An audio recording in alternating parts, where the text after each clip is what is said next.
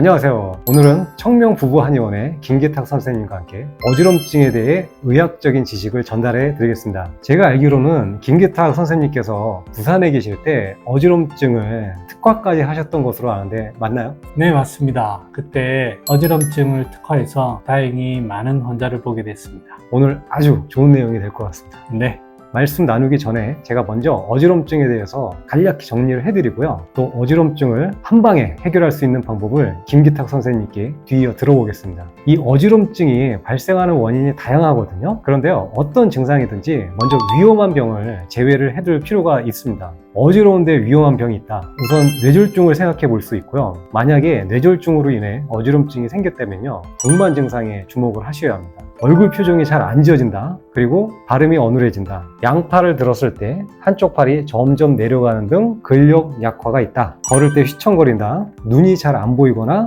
사물이 두 개로 보인다. 심한 두통이 동반된다. 이런 증상이 어지럼증과 같이 나타나면요, 지체 없이 응급실에 가셔서 검사를 받아보시기를 권장하겠습니다. 동반 증상이 없다고 해도 평소 고혈압, 고지혈증이 있고 또 흡연까지 하시는 분이라면 어지럼증이 잠깐 생겼다가 사라지더라도요, 뇌졸중의 가능성을 열어두셔야 합니다. 어지럼증에 대해서 좀 생소하긴 하지만 전정발작이라는 병이 있습니다. 전정발작은 청력과 균형을 담당하는 전정와우신경이라는 신경이 있는데요, 이 신경의 근처에서 동맥이 주기적으로 이 신경을 압박을 해서 나타나는 어지럼증인데요, 어지럼증이 동맥 박동에 따라서 짧은 시간 동안 나타나고 대신 어지럼증이 여러 차례 반복되는 게 특징입니다. 전정발작은 다행히 약물 치료에 잘 반응을 한다고 합니다. 방금 말씀드렸던 뇌졸중, 전정발작은 중추성 어지럼증이라고 하거든요. 중추성 어지럼증의 또 다른 원인에는 편두통, 파킨슨도 있습니다.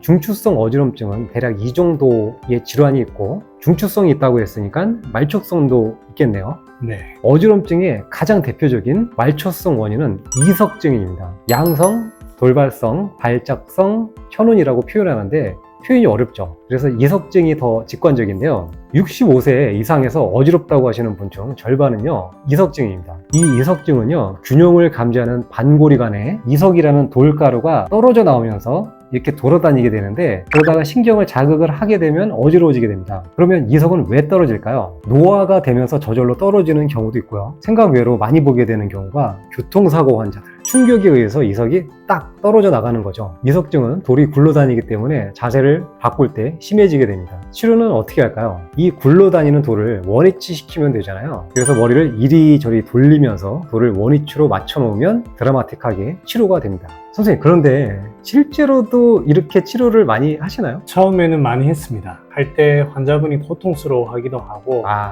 예. 개인적인 여러 경험을 한 이후에는 예. 지도만 하고 잘 사용하지는 않습니다. 실제로 많이 하지는 않는군요. 네네.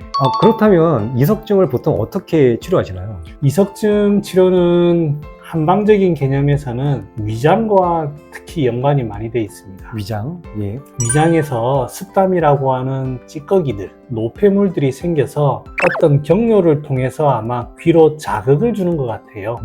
그 자극으로 인해서 나타난다고 보기 때문에 귀로 가는 그 압력을 줄여주는 그런 방식의 치료법을 선택합니다.